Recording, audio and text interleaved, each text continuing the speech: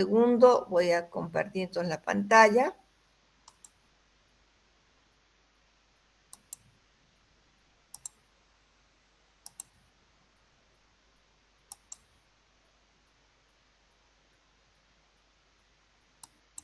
Bien, estamos en el tema de ésteres y grasas y un poquito vamos a ver lo que ya hemos visto, todo esto y los ejercicios. ¿Se acuerdan que hemos hecho hasta este ejercicio? ¿No es cierto? Teníamos el índice de saponificación, habíamos hecho el ejercicio sobre el índice de saponificación. Ahora vamos a ver, quería mostrarles y hacer un ejercicio bastante completo. Un segundo.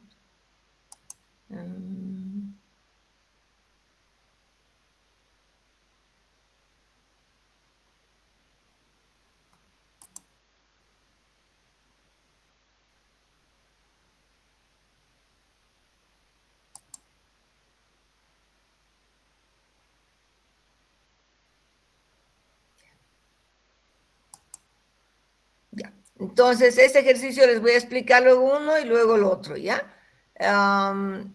Este todavía no lo hicimos, ¿verdad? ¿Este ejercicio hicimos con ustedes? No, todavía no.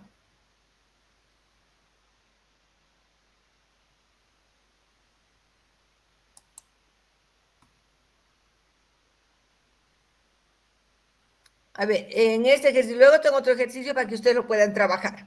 Entonces, en este ejercicio habíamos hecho nosotros el índice de saponificación, ¿verdad? Ahí habíamos llegado, el índice de saponificación. Recuerden que es de la fórmula del índice de saponificación.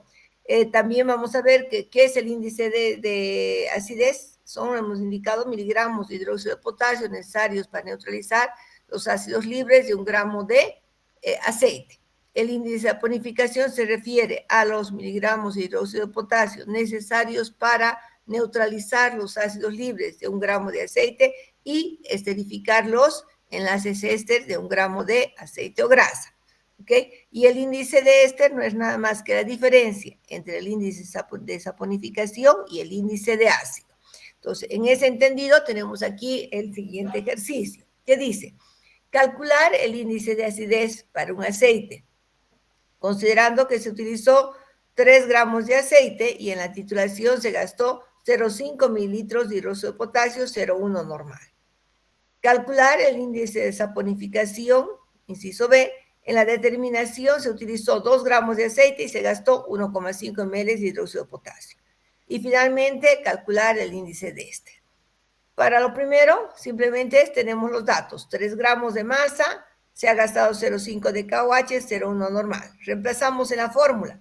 ¿Cuál era la fórmula? Volumen de KOH por la concentración de KOH por 56 sobre la masa. Por lo tanto, tenemos 0,5 por 0,1 por 56 dividido entre 3. Y eso nos da igual a 0,933 miligramos de KOH por gramo de aceite, ¿no? Entonces, ese sería el primer resultado. Segundo resultado, aquí ya me da directamente la cantidad de KOH utilizada. Calcular el índice de saponificación. En la determinación se utilizó 2 gramos de aceite y se gastó 1,5 ml de KOH, es el 1 normal. Se supone que este es el dato último, habiendo restado de la cantidad que se ha utilizado, de la cantidad que ha sobrado, ¿no? Y que hemos titulado con ácido clorhídrico. Entonces, aquí lo que hacemos, el índice de saponificación, volumen de KOH por la concentración de KOH por 56 dividido entre la masa. Y aquí tenemos 1,5 por 0,1 por 56 dividido entre 2, nos da 4,2 miligramos de KOH por gramo de aceite.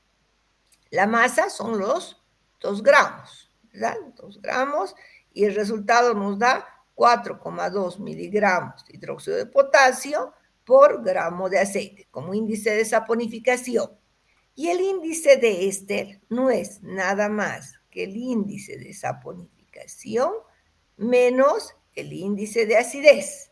Por lo tanto, va a ser 4,2 menos 0,93. El resultado nos daría 3,27 miligramos de hidróxido de potasio por gramo de aceite, ¿no? Es la forma en la que podemos calcular índice de acidez, índice de saponificación y el índice de éster. Un segundito.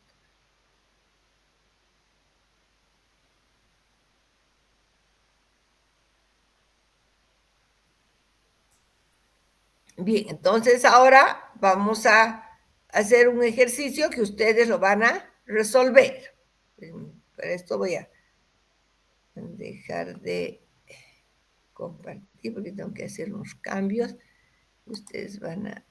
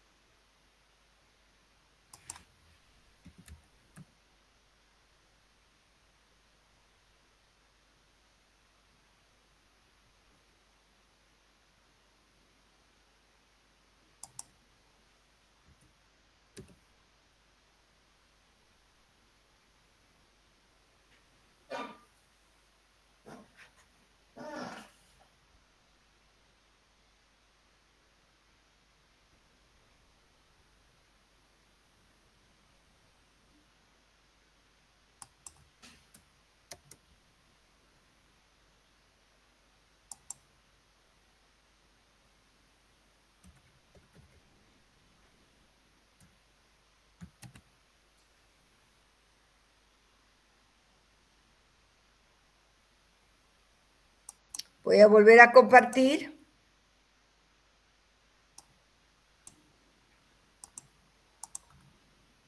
Y van a resolver el ejercicio que les voy a pasar.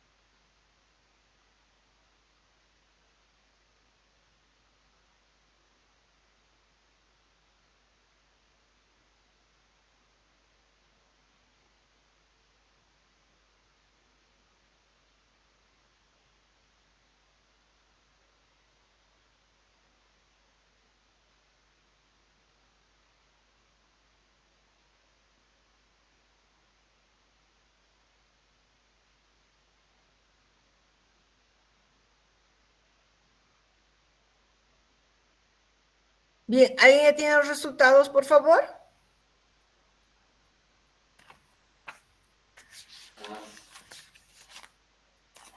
A ver, levante la mano la persona que ya ha resuelto o me puede comunicar a través del chat.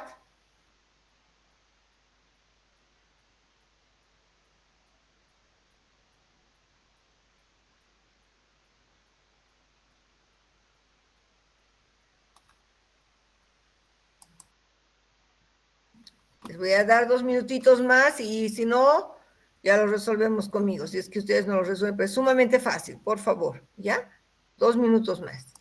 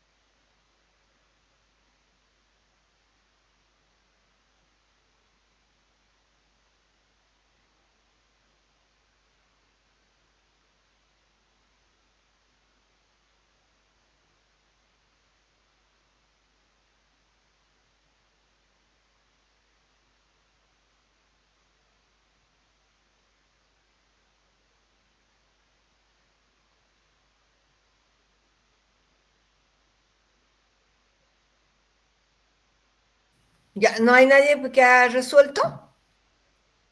Bueno, entonces muy bien. Entonces ya pasó el tiempo y la oportunidad ya para ustedes. Voy a compartir yo la pantalla y vamos a dar solución. Un segundito, aquí voy a pegar primero. Tengo que hacer correcciones aquí.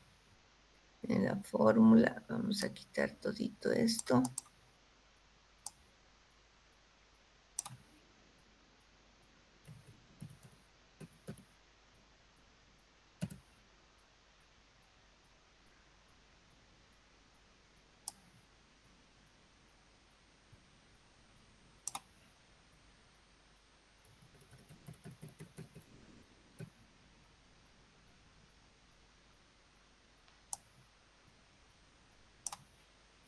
Ya, muy bien. Entonces vamos a corregir, vamos a ir resolviendo, ¿ya? Bueno, ¿qué nos dice? ¿Tengo que cambiar los datos? Sí, aquí está. Entonces, vamos a ver un minuto, eso vamos a subir un poquito más arriba. Ya, ok. Vamos a leer primero inciso A. Calcular el índice de acidez para un aceite, considerando que se utilizó 2,5 gramos de aceite y en la titulación se gastó 0,8 ml de KOH en ser uno normal. Lo que hacemos es reemplazar pues datos en la fórmula que ya conocemos, ¿verdad? Entonces va a ser, en este caso tenemos 0,8 por 0,1 por 56 todo dividido entre 2,5. Y este es el resultado. Vamos a ver cuánto nos da. A ver, tenemos 0,8 por 0,1 por 56 y nos dice dividido entre 2,5. 2,5.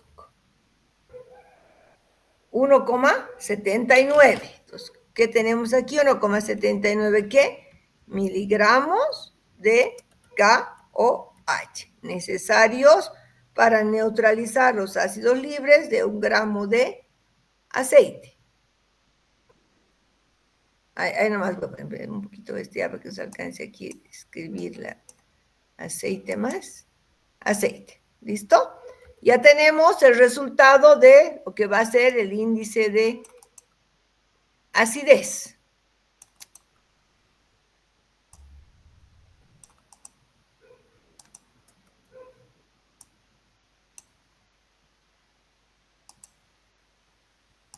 Nos vamos al índice de saponificación.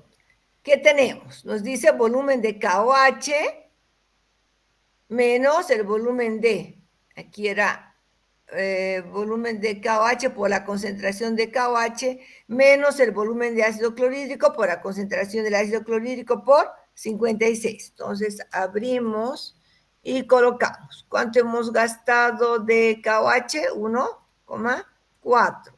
Su concentración es 0,1 menos. Dice 0,5 de ácido clorhídrico, 0,5 por 0,1. Todo por 56 y todo dividido entre la masa que sería 2 gramos. Y esto nos da, ¿quién no ve? Esto nos va a dar, esto vamos a quitar un minutito esta doble línea.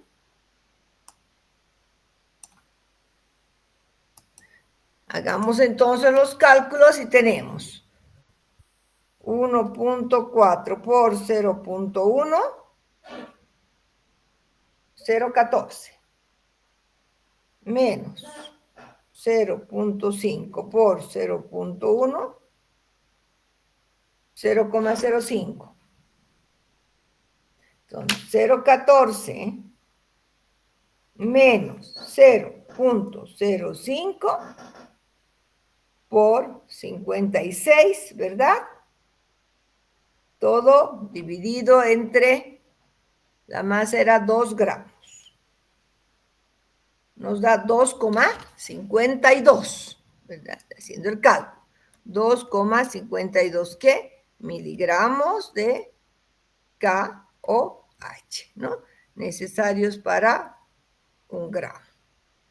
1 gramo. Un poquito voy a recorrer esto, lo voy a hacer un poquito más chiquito para que nos alcance en una sola fila. Bajaremos la letra.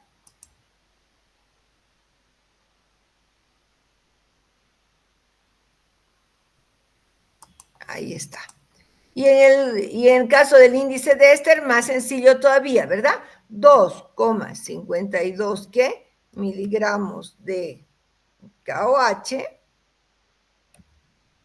menos 1,79. Aquí esto es M pequeñita. Miligramos de KOH. Siempre todo es para 1 gramo.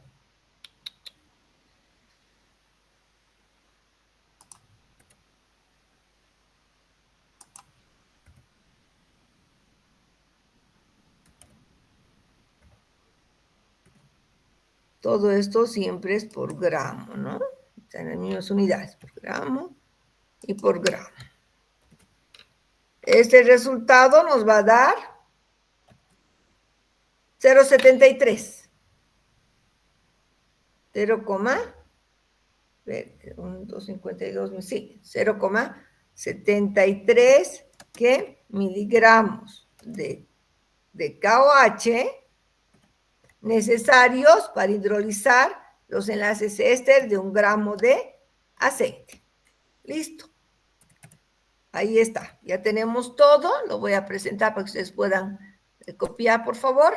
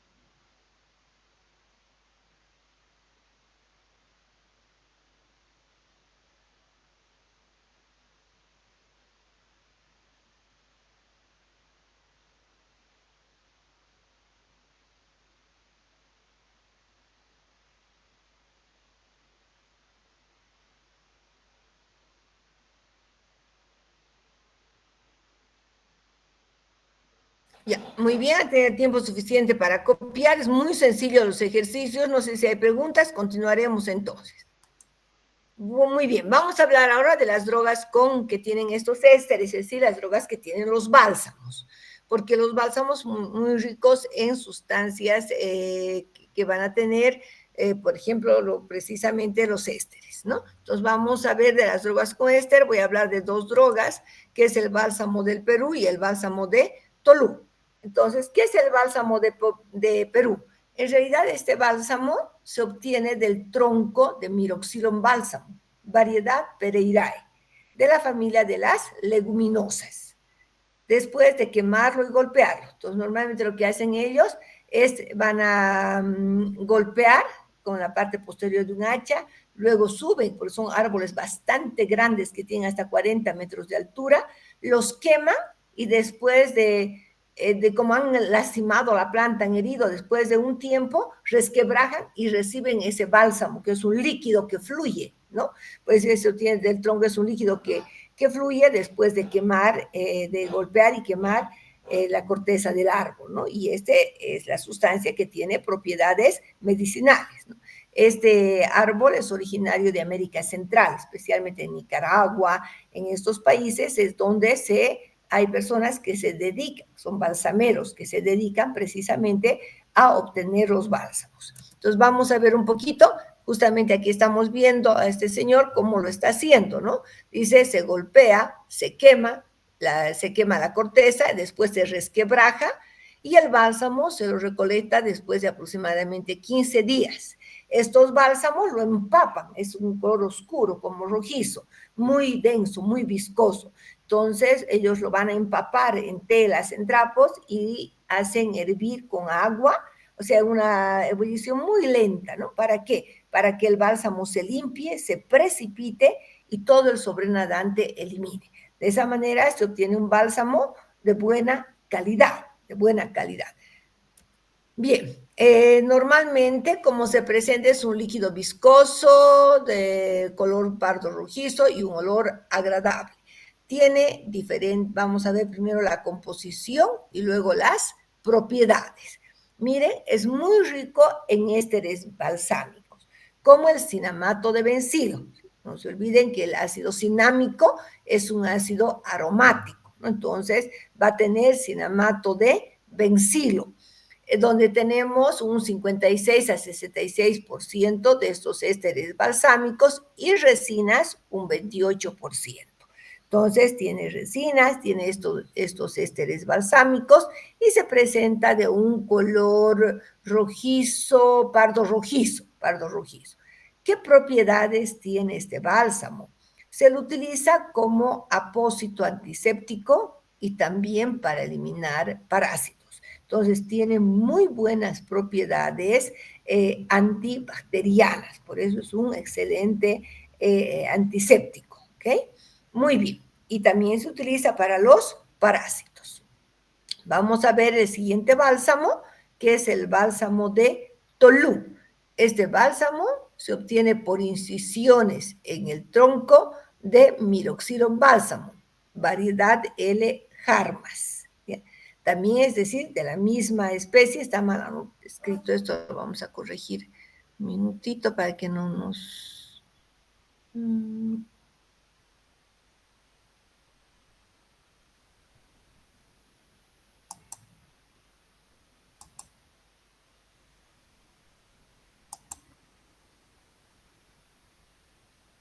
Miroxilon bálsamo, aquí era. Esta L está de más.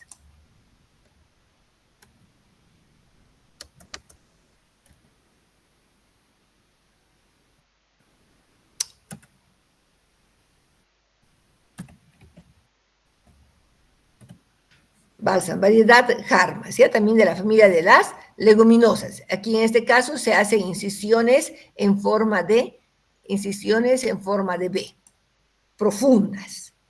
Y vamos a ver las características del bálsamo. Ese bálsamo es diferente, es más bien semisólido, blanco o de color amarillo quebradizo, ¿ya? Soluble en alcohol y presenta un color verde con el cloruro férrico, debido a los compuestos fenólicos que tiene, ¿no? Siempre recuerden que el cloruro férrico es un reactivo que se utiliza para ver los fenoles. Pero ¿por qué será semisólido? Vamos a ver su composición, ¿ya? Tiene resinas, miren, en el caso del bálsamo del Perú tenía 28% de resina. En cambio, este bálsamo de Tolú tiene 80% de resinas. Miren, 80% de resina. Por eso es que tiene esa consistencia quebradiza, semisólida, por la alta concentración de resina que tiene. Va a tener alcoholes resínicos combinados con el ácido cinámico, ¿no? Rica en ácidos aromáticos libres también. Entonces va a tener ácido cinámico libre y también tiene aceites esenciales como eugenol y vainilina. Y por este motivo va a dar también ese color verde con el cloruro férrico. Este bálsamo también tiene propiedades antisépticas y también se utiliza para fórmulas para la tos, muy utilizado en jarabes para la tos por sus propiedades mucolíticas y expectorantes, ¿no? Este es el uso que tiene este bálsamo de Tolú. Vamos a ver ahora antes de pasar a los aceites, les decía que les iba a mostrar un video muy bonito de cómo se recolecta, ¿no? Como en el campo, en estos lugares, recolectan de esa manera tan artesanal y los usos que tiene, ¿no? Se utiliza todavía en la actualidad para la obtención, en el caso del bálsamo de Tolú, para la obtención de jarabes.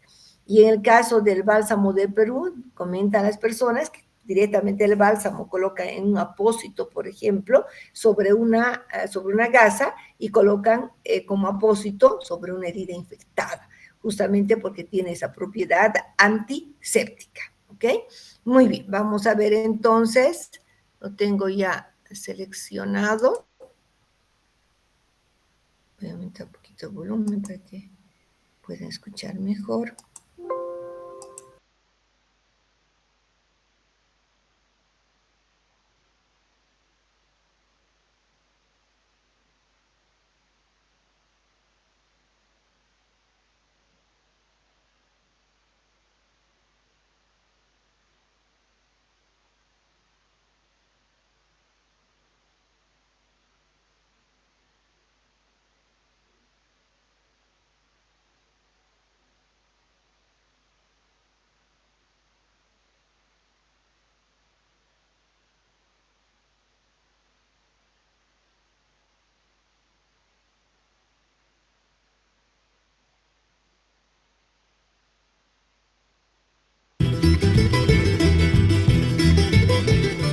Yo me criaba en los palos, puro animalito, me criaba y tengo 40, 50 años.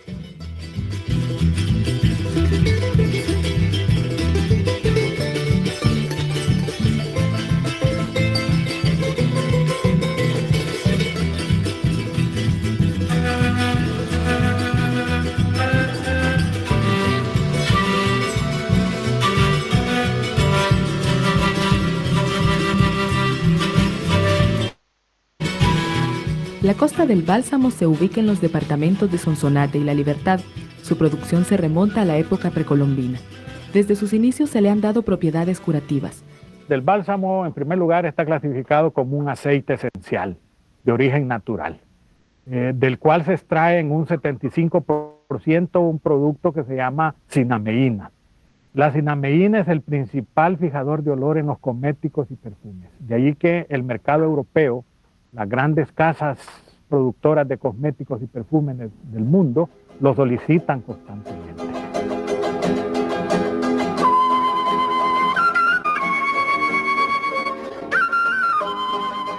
Esta planta, que alcanza los 30 metros de altura y que sobrepasa los 100 años de edad, comienza a dar bálsamo a los 30 años. La extracción de la cinameína es un proceso artesanal y libre de contaminación. Yo no podía, pero mi papá me enseñó a trabajarlo desde muy pequeño. Así fue aprendiendo, al fin me llegué capaz de agarrar un balsamar yo solo y así lo agarré y lo hice. Y ahorita así estamos, trabajando.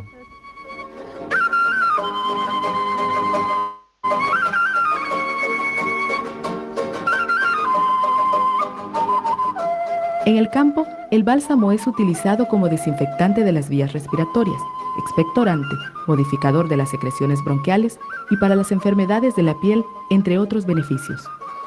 Se sabe que es un gran cicatrizante, por ejemplo, para heridas. Hoy lo utilizan en nuestros hospitales para precisamente curar las heridas, cicatrizar al menor tiempo posible pues, los efectos de una cirugía mayor, por ejemplo. Se extrae, por ejemplo, de la semilla el balsamito, la esencia coronada, que son pues tomas medicinales tradicionales de gran popularidad todavía pues, en El Salvador.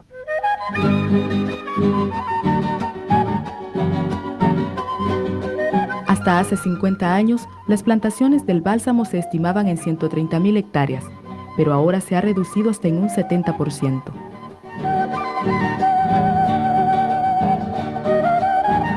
Yo no estudié.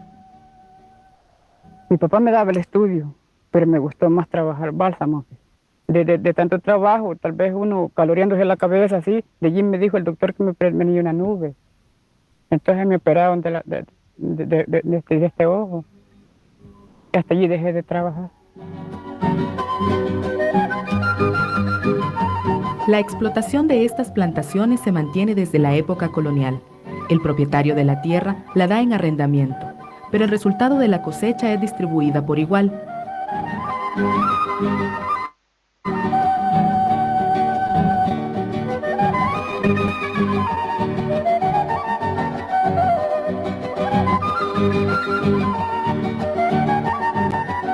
En la actualidad, los trabajadores devengan salarios que apenas alcanzan los 625 colones mensuales durante la temporada que cubre de octubre a junio. O menos. Mi papá ya se hizo viejito de trabajar, pero ya no trabaja eso, porque ya rindió los brazos también, como le digo. Ya no siente fuerza para tocarse los palos. Tiene varios años, nosotros somos 3 balsameros. 3 hijos de mi papá que podemos.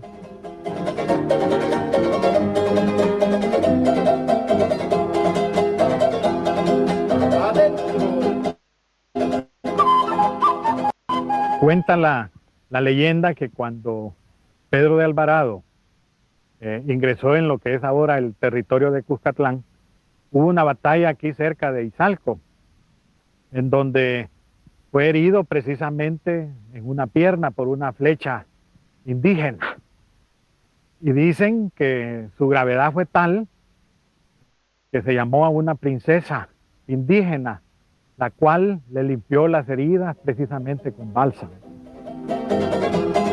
Los habitantes de los municipios de San Julián, Huiznahuat, Teotepeque, Chiltuipán y Santa Isabel y Xuatán han sobrevivido por siglos de la extracción del bálsamo, devengando salarios que no les permiten solventar las más mínimas necesidades, situación que se agudiza cuando el producto es comercializado a bajos precios.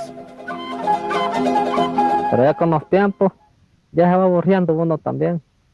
Se aburre uno trabajar. Más que hoy ni vale. A 12 colones la libra. Más antes valía 35, 40. Por generaciones, la comercialización del bálsamo en el exterior ha estado bajo el control de 10 personas, quienes determinan el precio que pagarán al productor por libra u onza, pese a que en países como Estados Unidos, Alemania, Francia e Inglaterra tiene una gran demanda.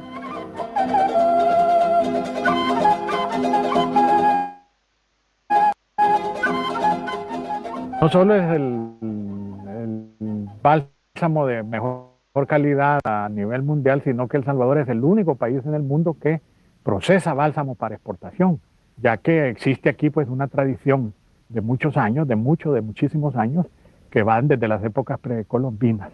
El problema es que no hemos valorizado este producto. El problema es que también desconocemos la orientación del mercado en el exterior.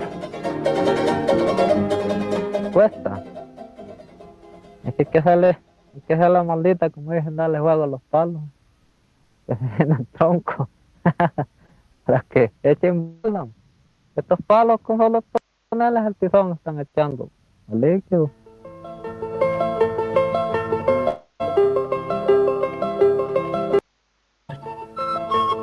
El factor ecológico, ambiental, o sea, en la medida que también la población ha ido creciendo, aquí han habido propietarios de las balsameras que han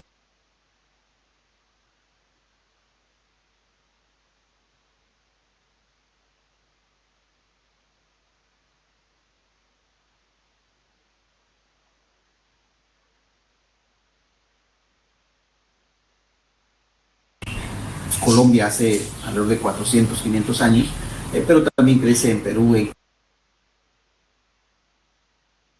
En esta imagen, miren, lo único que un poco han visto cómo es una planta tan alta, no sé muy bien, no se veía muy bien como, porque lo que hacen es llegar hacia arriba y quemar en realidad la corteza, ¿no? Fíjense, lo que quiero mostrarles aquí es cómo se ve el bálsamo de Perú. Es así viscoso, de un color rojizo, y cuando se coloca en capas delgadas, se ve más, ¿cómo les diría? Un color más rojo. Cuando está en así pardo rojizo, en cambio en capas delgadas un poco más rojo, ¿no? Entonces, y un poquito voy a ir bien mostrándoles en algunas cosas que son interesantes aquí. Entonces, espérenme un ratito, vamos a...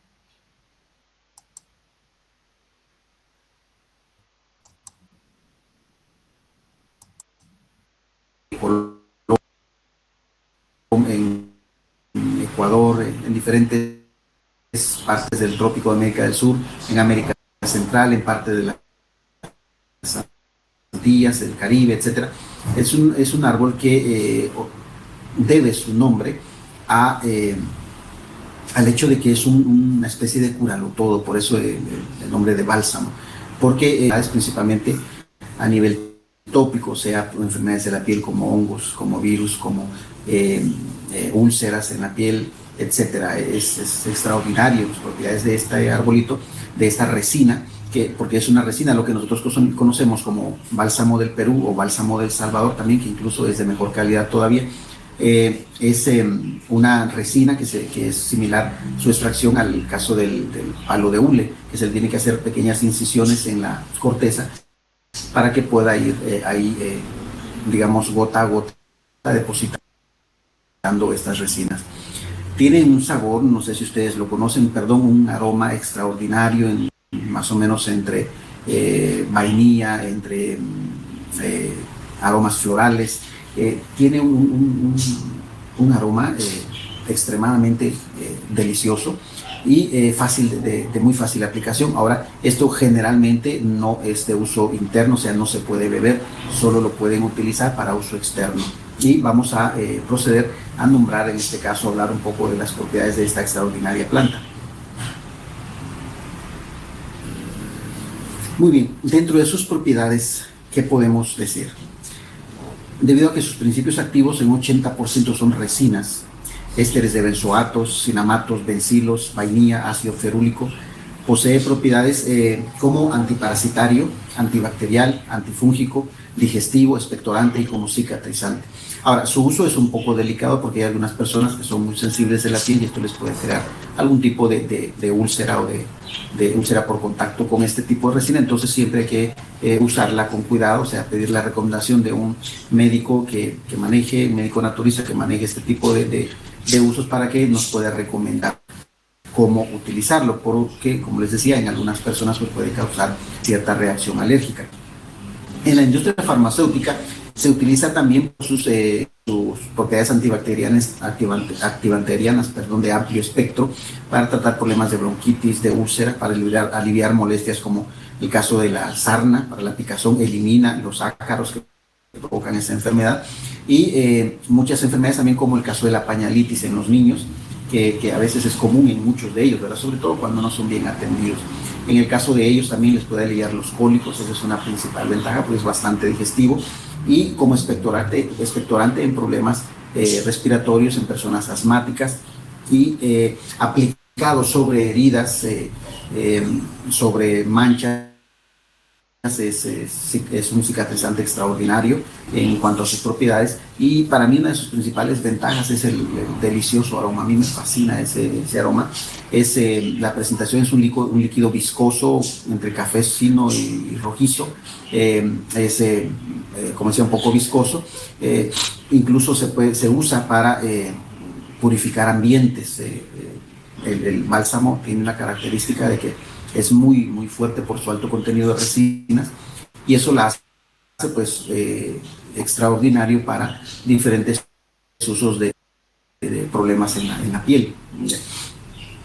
Como decíamos, pues aparte de eso lo podemos usar como un desparasitante natural de muy buen efecto para que lo tengan en cuenta en cuanto a los usos que les podemos dar, ¿verdad? En la industria farmacéutica o alimenticia se utiliza para darle sabor incluso a los jarabes, para que sean más apetecibles, para que mantengan ese aroma delicioso. A mí me encanta mucho la vainilla, tiene un toque de vainilla muy rico, el que lo conozca sabrá de qué le estoy hablando. Y también se usa en casos para jabones, es muy utilizado para barros, espinillas, extraordinario para manchas y como decíamos para la tiña, es muy apetecido. Se usa también actualmente o más recientemente para darle un sabor y un aroma mucho más sabroso al chocolate que se prepara en muchos lugares, para los chicles también como saborizante. O sea, esta es una planta que en lo personal la considero parte de mi botiquín que debo tener siempre en mi clínica o en mi casa, y es lo mismo que le recomiendo a mis pacientes. Esta planta es extraordinaria, esta resina, pues digamos, contenido o residuo de este árbol de bálsamo de Tolú, bálsamo de Perú o bálsamo del Salvador, básicamente es la misma especie de árbol, solo que está en dependencia pues, de donde ha crecido, pero el más apreciado, el que tiene una riqueza en cuanto a contenido mucho más que el resto, es el bálsamo de El Salvador, no porque yo lo haya usado acá, sino que he recibido comparaciones y pues les puedo decir que es mucho más efectivo, sin demeritar los otros tipos de bálsamos de diferentes orígenes de la misma especie. En general todos tienen las mismas propiedades. Entonces, si ustedes tienen alguna persona con problemas de hongos, con problemas de úlceras que no cicatrizan, con problemas de ronchas, de tiña, etcétera, ustedes pueden aplicar regularmente este bálsamo y lo pueden agregar a alguna crema si ustedes quieren, usarlo directo, siempre con la recomendación que sea alguien de ¿cómo se llama?, que conozca, para evitar, como les decía al inicio, a algunas personas pues les causa irritación. Ahora, siempre en todas las plantas yo les hago la recomendación, hay que comprarlas en lugares de confianza, generalmente en lugares establecidos, porque todas las plantas tristemente se prestan, no porque ellas lo decidan, sino que es de uso, digamos, la característica, los valores de cada quien, pero se prestan a muchos, digamos, malos usos, a contaminantes, a que provenga de una fuente confiable, en este caso de las plantas, porque como por favor, vean en esta imagen, miren que lo interesante, por eso yo quería mostrarles, ¿no? Cómo está quemando en la parte de atrás, ¿no? Primero ha subido, en el primer video veían cómo suben de alturas tan altas, ¿no es cierto? El señor como un mono saltaba de un árbol a otro, pero con amarrados de pita suben y ahora están procediendo ya a quemar. Después de 15 días ya van a poder recolectar. Por eso estoy acelerando un poquito porque no me interesa tanto lo que hablo. Algunas cosas sí son importantes, pero yo quería ver que vean el procedimiento, ¿no? Ya, y creo que ya es lo último. A ver, un minutito, espérenme, voy a ver cómo estamos con esto. Y voy a tratar de ampliar un poquito más.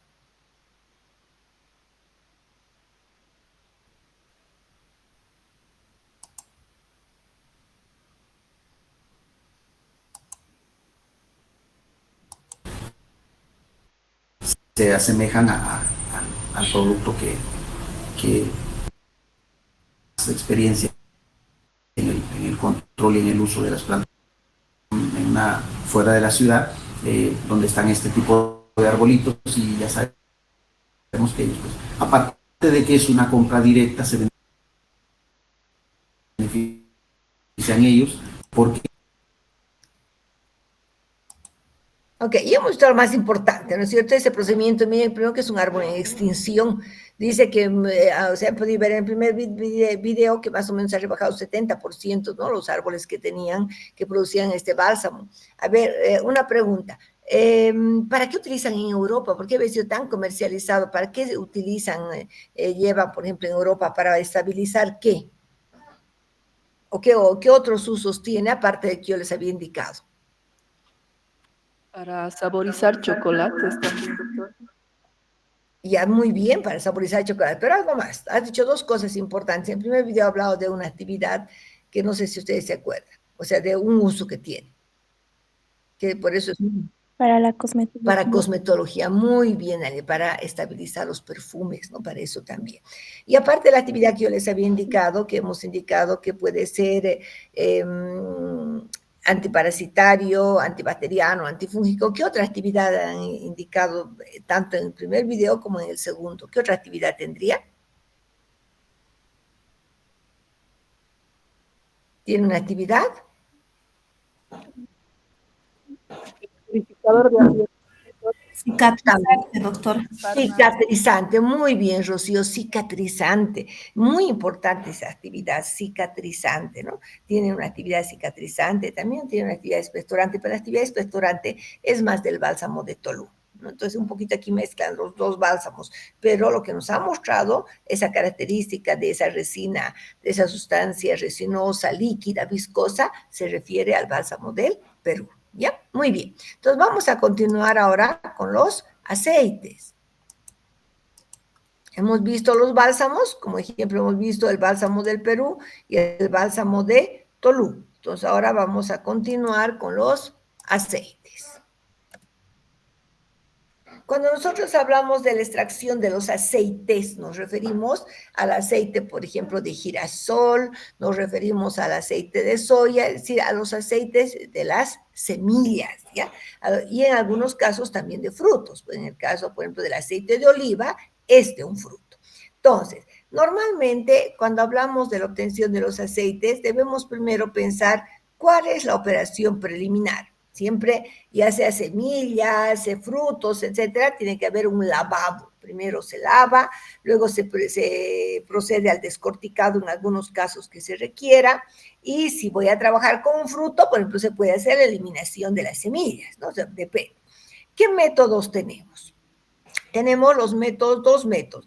La extracción por presión o expresión, que se llama presión porque se somete a alta presión, pero es el método de expresión, y la extracción por disolventes. Siempre la extracción por disolventes nos basamos en las propiedades físico-químicas, ¿no? Bueno, en el caso de la extracción por presión es un método bastante utilizado, ¿no? Porque resulta un poco más económico en realidad. ¿Cómo se realiza esta extracción por presión o expresión también? Normalmente lo que se hace, se puede realizar un calentamiento de las semillas. Piensen ustedes, por ejemplo, en las almendras, ¿no? Las almendras que todos conocemos. Calentamiento de las semillas, dice, de 90 a 100 grados, ¿no? Entonces, tiene que hacer un calentamiento. Si nosotros calentamos demasiado, ¿no? Demasiado por encima, en realidad tiene que ser un calentamiento, tiene que ser menor a 90 grados. ¿Ya? El calentamiento entre 90 y 100 grados ya puede deteriorar un poco los principios activos. Entonces se recomienda que sí se caliente, pero no a demasiada temperatura. ¿Me entienden? ¿Ya? Porque a mayor temperatura va a producir un fraccionamiento de las estructuras, ¿no? Va a producir un fraccionamiento de un daño de los principios activos. Pero cuando nosotros realizamos un calentamiento que esté cerca de los 90 grados, está muy bien, ¿ya? Está muy bien. ¿Por qué? Porque esto va a permitir que precisamente que por la temperatura podamos realizar un poco la fragilidad de las células y podamos nosotros recuperar el aceite. Facilita entonces la recuperación del aceite. No sé, alguna vez ustedes si ponen una almendrita, coloquen directamente al fuego, inmediatamente comienza a salir el aceite, ¿no? Entonces, este calentamiento va a facilitar entonces que ese debilitamiento de las estructuras y una fácil recuperación del aceite, ¿ya? Temperaturas muy altas, les decía, no, ¿no? Temperaturas muy altas, porque a temperaturas muy altas se puede realizar la pérdida de digamos, de las propiedades nutritivas. No se olviden que los aceites tienen también ácidos grasos, entre ellos algunos ácidos grasos esenciales para la vida. También el aceite nos va a proporcionar energía, ¿no? Energía, ustedes saben, por bioquímica, de acuerdo al metabolismo, nos va a producir, digamos, va a generar ATPs que utilizamos para poder realizar trabajo. Bueno, entonces, volviendo a esta parte, lo que hacemos es, son una especie de prensas, ¿ya? Ahora hay dos formas. Estas prensas normalmente están entre planchas. Miren, cada una de esas verdecitas son como planchas donde se va a colocar la materia prima. La materia prima normalmente no la van a colocar directamente. A veces colocan entre telas. ¿Por qué entre telas? Para que se pueda hacer como un prensado y como pueda servir de filtro también, para que cuando ya se llegue se someta a expresión todo esto, entonces vamos a recuperar el aceite ya limpio, sin partículas sólidas, ¿me entienden? ¿Ya? Entonces, tenemos esa placa filtrante, por supuesto, todo esto tiene su placa filtrante, y si está entre telas queda más fino todavía, y después nosotros lo que obtenemos después de este proceso es el aceite bruto. O sea, es un aceite bruto, un aceite crudo. Y todo el bagazo que va a quedar entre las planchas se llama torta o pasta residual, que en algunos países esta torta o pasta residual tiene todavía nutrientes y tiene todavía aceite. Pueden hacer dos cosas. Puede ir directamente al alimento del ganado, ¿no? Porque es nutritivo, o podrías, para un mayor rendimiento, todo lo que ha quedado después de la extracción del aceite podría ser sometido a una extracción por disolventes, ¿no? Para mejorar todavía el rendimiento. O sea, depende de la industria, por supuesto. Bueno, entonces, la extracción por disolventes. El primer método es el método por expresión, donde necesariamente vamos a tener planchitas calientes, lo que va a facilitar la extracción del aceite, ¿no? Bien, ahora, en el caso de la extracción por disolventes, nos basamos en la propiedad de que los aceites, al ser triacilglicéridos, son entonces moléculas solubles en solventes apolares. Estoy hablando de hexano, de benceno, de cloroformo, etc. El solvente más utilizado es el hexano, ¿ya? Entonces, se aplica a semillas intactas o a esta torta que queda después de la expresión. Entonces, puede aplicar a semillas intactas o desengrasadas por presión o expresión. En estos casos, se va a utilizar solventes orgánicos como el hexano. En la extracción por disolventes tenemos un rendimiento, pero excelente, ¿no? Porque como se hace a temperatura, también no alta, por supuesto, ¿no? Porque el hexano tiene una baja temperatura de ebullición, pero se hace a temperaturas no muy altas, el rendimiento es excelente, porque logramos extraer toda la grasa, aprovechando la propiedad de ser soluble en este tipo de solventes.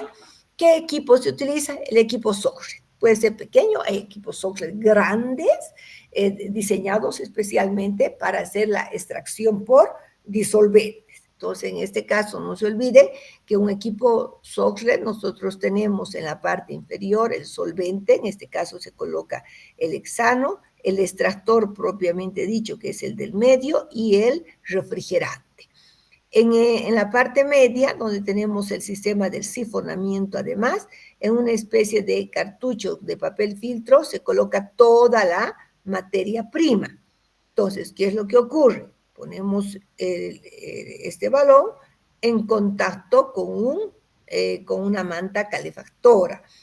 Va a comenzar a calentar, luego comienza a hervir, y pues todo este vapor que se va a generar va a entrar por este lado, miren, por acá, y va a seguir, por supuesto, hasta, como está con una temperatura alta, hasta llegar al refrigerante. En el refrigerante se condensa y comienza a gotear sobre la materia prima que se encuentra dentro del papel filtro, ¿ok? Hasta que, mientras tanto, en este momento va a ir a una temperatura ya más baja, va extrayendo constantemente todas las grasas, todos los lípidos que tenemos que podemos encontrar en la materia prima. Después de un tiempo hay un sistema de sifonamiento y no la materia prima, sino el solvente retorna nuevamente al balón. Pero el solvente, que ya tiene en parte, ya va a tener en parte grasas que ha solubilizado. Sin embargo, el solvente, como tiene un bajo punto de ebullición, va a seguir nuevamente evaporando, condensando, nuevamente extrayendo, y este es un proceso que se hace por unas 2-3 horas, lo que asegura pues que tengamos una extracción de todo el aceite. ¿Qué voy a tener después de este tiempo? Evaporamos el solvente, el hexano, se le evapora a muy baja temperatura y vamos a tener un aceite crudo también. ¿Por qué crudo? Porque el solvente no solamente va a extraer pues los triacilglicéridos, va a extraer toda sustancia, resinas, ceras, toda sustancia soluble en los solventes apolares. Entonces, también, al igual que en esta extracción por expresión o presión, vamos a obtener también un aceite crudo o un aceite bruto, ¿ya? ¿Está bien? Entonces, En ambos casos, entonces, estos aceites deberían pasar por un proceso de refinamiento, ¿ya? Por un proceso de refinamiento, ¿ok? Bien, entonces, ¿en qué consiste el refinado? ¿En qué consiste el refinado? Vamos a ver que tenemos fases. Vayan anotando, por favor, demucilaginación, neutralización, ¿sí? Anoten, demucilaginación, neutralización, decoloración y desodorización, ¿ok? Finalmente, desodorización. Muy bien. Vamos a explicar estas 4 fases. Después ya voy a explicar que no todos los aceites van a pasar exactamente por todo el proceso, ¿ok? Va a depender. En el caso del refinado, por ejemplo, del aceite de oliva, que es muy conocido, o el aceite de soya, sí va a pasar por la mayoría de estos procesos. Tenemos la demucilaginación. ¿En qué consiste? Normalmente lo que se hace es una hidratación en caliente, ¿ya? Una hidratación en caliente, esta hidratación en caliente va a permitir eliminar los fosfolípidos, las proteínas y las gomas, que normalmente van a quedar en la parte superior. Y entonces el primer proceso es una hidratación en caliente que va a arrastrar estos fosfolípidos, proteínas y gomas, ¿no? Las proteínas normalmente coagulan en la parte superior. Luego tenemos la neutralización, es muy importante porque no conviene que tenga un índice de acidez muy alto. Ustedes ya saben el índice de acidez que hemos visto. Entonces, se prefiere que el aceite sea lo más neutro posible. ¿Cómo se realiza la neutralización? Con hidróxido de sodio o carbonato de sodio. El carbón que se va a formar, ¿no es cierto?, con hidróxido de sodio, carbonato de sodio, arrastra también parte de las impurezas. Entonces, muy importante la neutralización. Por otra parte, tenemos la decoloración. Muchas veces no nos gusta ver un aceite muy amarillo, no me parece, o incluso el aceite así puro es a veces hasta medio pardo, café, ¿no? Entonces, no, qué feo este aceite, es muy oscuro. Entonces se hace lo que se llama la decoloración, ¿ya? La decoloración que va a tener un filtro con carbón activado, ¿ya? Con carbón activado. Entonces, generalmente en las industrias de los aceites es todo ya como estamos viendo aquí, todo un proceso, son máquinas agrupadas, o sea, es todo un sistema de refinamiento del aceite en uno solo, ¿no? Que va a tener sus diferentes componentes, ¿ok? Bueno, en el caso de la desodorización, consiste en que la desodorización, ¿por qué sentimos un olor? Porque hay un aceite volátil, hay compuestos volátiles. Por eso es que sentimos un olor a almendra, porque siento un olor a, no sé, a soya, ¿no? Porque tiene sus esencias. Por lo tanto, en el caso de la desodorización, lo que ocurre es que se inyecta vapor de agua a elevadas temperaturas, normalmente a 180 grados y al vacío, ¿ya? Lo que va a permitir que estas esencias sean arrastradas por el vapor de agua y sean eliminadas, ¿no? Entonces, eso es muy importante. Normalmente este proceso es largo, de unas 4 a 5 horas, ¿ya? Esto se realiza cuando queremos que se pierda el olor digamos, de la materia prima. Pero en el caso del aceite de coco, el aceite de almendras, nos gusta ese olor. Entonces, no se hace ese proceso de desodorización. En los aceites para comer, sí. Normalmente en aceite, por ejemplo, de soya, de girasol, sí se hace ese proceso, ¿no? Bien, fíjense lo que les decía, que todos este sistema, entonces es un sistema único, ya con sus diferentes componentes. Aquí nosotros podemos ver el proceso, ¿no es cierto? Aquí tenemos los compuestos semilíquidos, por ejemplo, el sistema de decoloración, ¿no? Tenemos el sistema de decoloración. En algunos casos, no se olviden que estos aceites pueden ser hidrogenados también para poder formar grasas, ¿no? Las margarinas son nada más que aceites hidrogenados. ¿Se acuerdan cuando hemos visto la composición del aceite que tiene ácidos grasos más bien insaturados?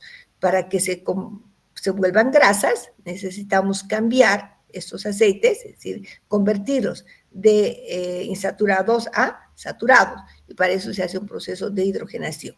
En algunos casos, los sistemas tienen también ese proceso, ¿no? Entonces, aquí tenemos un tanque, por ejemplo, de compuesto semilíquido que ya ha pasado de la neutralización.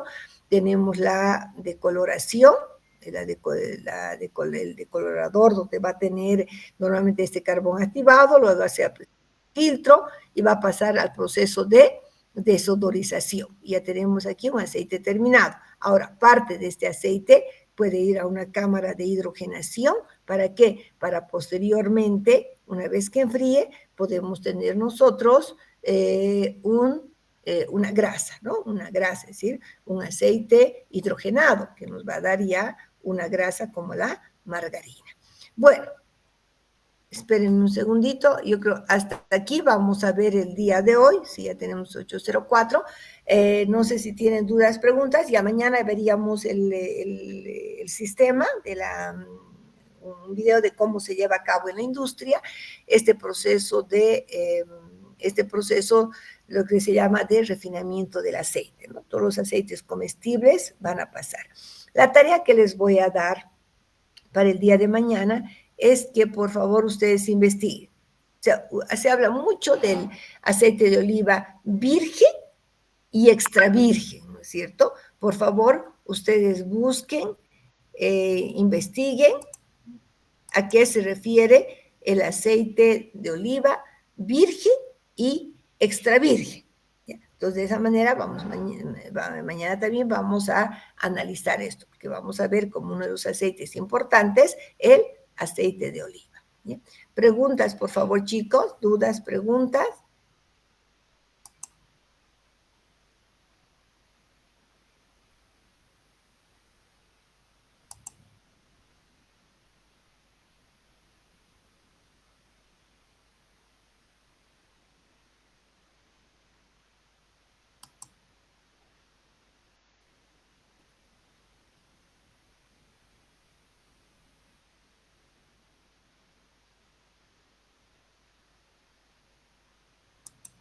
Ya.